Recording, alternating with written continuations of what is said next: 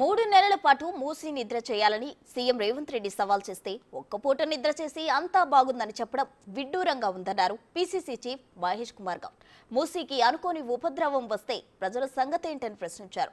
ప్రజలు వరద బారిన పడాలని బీజేపీ కోరుకుంటుందా అని ప్రశ్నించారు.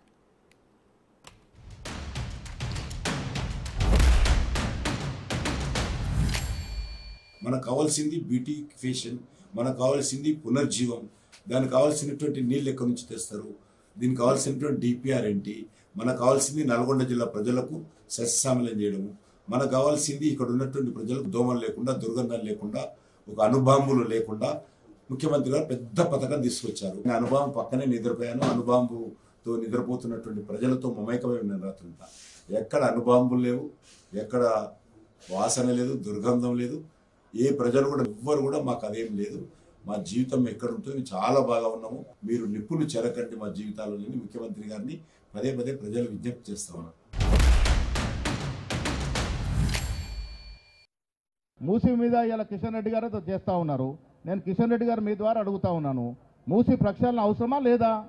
ఇలా వాయనాడులో ఒక భారీ వర్షం పడితే వాయనాడు కొట్టుకుపోయింది.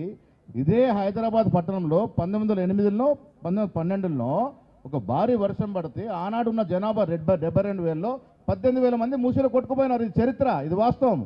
ఇప్పుడు రేపు ఒక భారీ వర్షం పడితే మూసీ పరిస్థితి ఏమిటి? ఇలా ప్రకృతి చెప్పి రాదు.